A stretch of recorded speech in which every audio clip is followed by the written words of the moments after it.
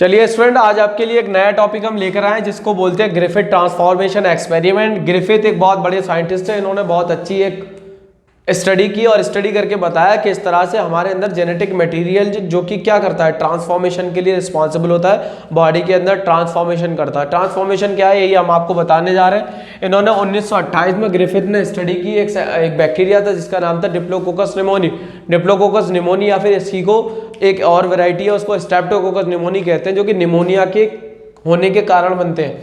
तो इसका bacteria diplococcus pneumoniae या स्ट्रेप्टोकोकस निमोनी क्या कराता है, निमोनिया कॉजिंग कराता है। इसमें दो तरह के बैक्टीरिया होते हैं, एक तो एस स्ट्रेन जिसकी स्ट्रेन स्मूथ होती है और एक आर स्ट्रेन जिसकी स्ट्रेन रफ होती है। जो इसमें आईएस स्ट्रेन बैक्टीरिया होता है वही हमारे लिए पैथोजेनिक होता है, वायरुलेंट होता है, जो क्या करता है, ये इस बात का कारण बनता है कि हमें निमोनिया हो जाएगा। इतनी बात समझ में आ गई। नेक्स्ट है आर स्ट्रेन बैक्टीरिया। ये ऐसा बैक्टीरिया होता है जिसके जो नॉन पैथोजेनिक होता है, इससे निमोनिया नहीं होता है। अब इन्होंने कोई भी एक्सपेरिमेंट होता है तो पहले जानवरों पे या चूहों पे या कुत्तों पे इस तरह के एक्सपेरिमेंट होते हैं। इंसानों पे इसलिए नहीं होते कि एक्सपेरिमेंट करके इंसान की कीमत ज़्यादा होती है बनिस्बत इसके। तो इन्होंने एक चूहा ले लिया और चूहों के ऊपर एक्सपेरिमेंट करना शुरू कर दिया। एक चूहा लिया और एक आर स्ट्रेन बैक्टीरिया लिए, इंजेक्शन किया, मतलब कि सिरिंज लिया और उसमें भर दिया और भरने के बाद में चूहे को मार दिया। चूहे के अंदर क्या कर दिया, आर स्ट्रेन इंसर्ट कर दिया। आर स्ट्रेन इंसर्ट करने के बाद में आफ्टर 2 वीक यानी 2 वीक तक चूहे को क्या किया, रखा। तो रखने के बाद में ये देखा गया कि माइस मरा नहीं। किसकी वजह से, निमोनिया की वजह से, क्योंकि आर स्ट्रेन तो कैसा होता है, नॉन पैथोजेनिक होता है। हमारे लिए भी नॉन पैथोजेनिक है, इसका मतलब माउस के लिए भी नॉन पैथोजेनिक है। माइस जिंदा रहा। अब ये चूहा, इस चूहे के अंदर अब क्या किया इन्होंने, एस स्ट्रेन वाला क्या डाल दिया, बैक्टीरिया डाल दिया सिरिंज से लेके, ठीक है। अब वो इंजेक्ट कर दिया। इंजेक्ट करने के बाद में ये देखा गया माइस डेड हो गया आफ्टर 2 वीक। 2 हफ्तों के बाद माइस डेड क्यों हुआ, क्योंकि एसिस्टेंट बैक्टीरिया कैसा था, पैथोजेनिक था, जिससे क्या होता था, निमोनिया होता था। तो निमोनिया के कारण मर जाते होंगे। नेक्स्ट इन्होंने क्या किया, एस स्ट्रेन को अब हीट किया। एस स्ट्रेन को जब हीट किया, हीट करने के बाद में माइस के अंदर डाला तो देखा गया माइस कैसा है, लाइव है। तो इसका मतलब ये हुआ हीट करने से बैक्टीरिया मर गए। तो बैक्टीरिया के मरने से क्या हुआ, इसके चूहे पे असर नहीं पड़ा।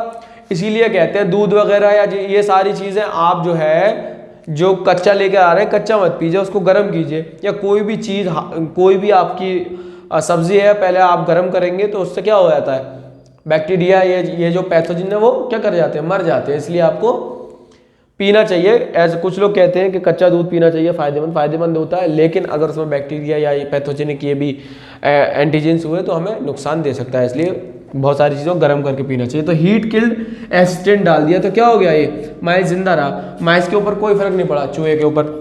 अब क्या हुआ, अब देखिए, हीट किल्ड एसिस्टेंट डाला और लाइव आर स्ट्रेन डाल दिया। इसका मतलब आर स्ट्रेन कैसा था, जो नॉन पैथोजेनिक था, ये डाला और इसके साथ साथ मरा हुआ क्या डाल दिया, एस स्ट्रेन। अब ये देखा 2 हफ्तों के बाद चूहा मर चुका था। अब बहुत बड़ी बात आने लग गई, साइंटिस्ट सख्ती में आ गए। टेंशन इस बात की थी कि ऐसा क्या हुआ कि ये माइस मर गया, क्योंकि हमने तो मरा हुआ क्या डाला था, एस स्ट्रेन डाला था। अब जो मर गया, अब उसने ऐसा क्या किया जो आर स्ट्रेन में क्या हो गया भाई, बदला वो, या तो कुछ ऐसा हुआ।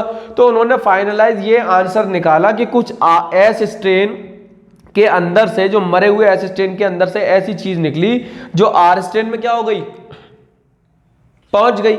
अच्छा, इंपॉर्टेंट बात ये हुई कि इन्होंने फिर ये किया, मरे हुए माइस यानी मरा हुआ माइस को लिया और उसकी ऑटोप्सी कराई।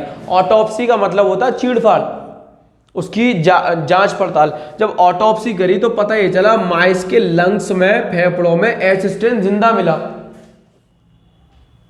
तो इससे एक सिंपल सा ये मतलब निकला, आर स्ट्रेन को मरे हुए एस स्ट्रेन ने अपने वाले में चेंज कर दिया।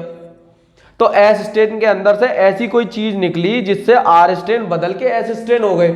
तो ऐसी वो जो चीज थी, इसमें अब ये कंफ्यूजन थी कि क्या वो डीएनए है या प्रोटीन है या वो कार्बोहाइड्रेट है। इन्होंने फाइनली नहीं बताया था कि वो जेनेटिक मटेरियल डीएनए है जो कि क्या कर रहा है, चेंज कर रहा है।